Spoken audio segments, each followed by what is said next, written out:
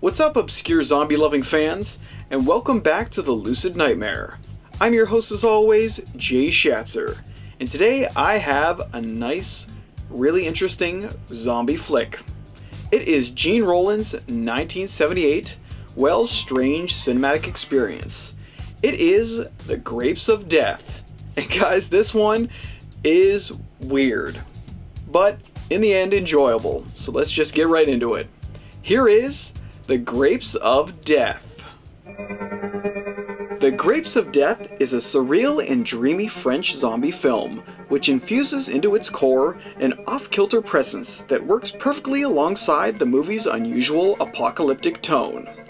Directed by cult filmmaker Jean Rollin, the film has an airy quality to it that mixes nightmarish visions with tranquil country landscapes, combining into a compelling horror story that truly feels original and disturbing. With a keen use of locations, a handful of gore-tastic moments, and a sympathetic lead character, The Grapes of Death is an unusual zombie gem that hypnotizes its audience with its violence, death, and above all, potent atmosphere.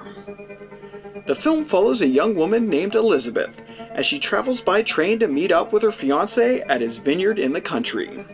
Unfortunately for her, the pesticide that her boyfriend is using at the vineyard is having some dire effects on the local population, changing them into wild and savage zombie-like creatures, which are prone to violence after being exposed to the toxins. In a desperate attempt to stay alive, Elizabeth travels from one infected town to the next, frantically trying to make it to her love, but will she be able to avoid the grapes of death and their potent zombifying effects? Maria Georges Pascal takes on the role of Elizabeth, the scared shitless young woman who suddenly finds herself attacked from every angle by psychotic lunatics. Pascal does a tremendous job considering all of the strange and unusual elements of the production, and her performance actually blends in nicely with the surreal outlook of the film. We follow her on a demented journey filled with peculiar inhabitants, both infected and normal, and in this hallucinatory state, we experience everything through her eyes, and the lunatic-like quality of this dream world that Rollin has crafted.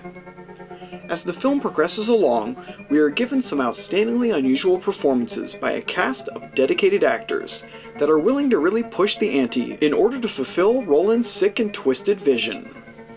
The heavy hitters are Mirella Rancelot as Lucy, an innocent ghost-like blind girl who's roaming the countryside looking for help.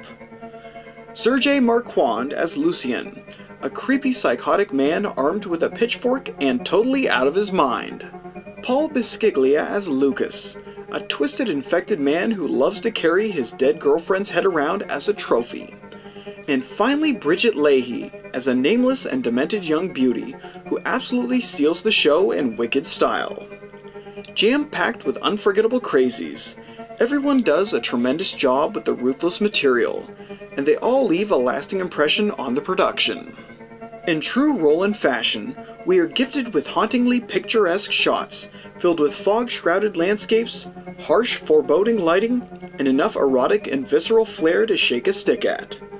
Abundant in hazy wonder, Rollin proves that he is the master of setting up dreamlike sequences, with an extra dose of violence and debauchery. With a shoestring budget and a sharp vision, Jean Rollin was able to make a visually striking feature that straddles the gap between fierce gore picture and moody art piece, without relying too heavily on either side to carry it along. The Grapes of Death is a magnificently haunting horror entry that features an abundance of class, even when it's knee-deep in some of the most offensive and grotesque of set pieces. Like a mad fever dream, the film has a tendency to get lost in its ambient atmosphere. The production's potent visual charm is a thing of beauty, and the outstanding way in which Rollin perceives this mad world is a breath of fresh air in both its ingenuity and harshness. In the end, The Grapes of Death is a surreal zombie feature that, if anything, is outstandingly atmospheric. And there you have it, you infected freaks. That's Jean Rollin's masterfully weird and artistically outstanding zombie feature, The Grapes of Death. Just really weird, strange, but ultimately a great zombie horror package. But guys, that's it for me today. Hope you enjoyed that one, and I hope you like what I'm doing here. If you do, please like and subscribe. And if you have time, leave a comment below because I'd love to hear from you. But until then, I will see you with the next movie review. Take care.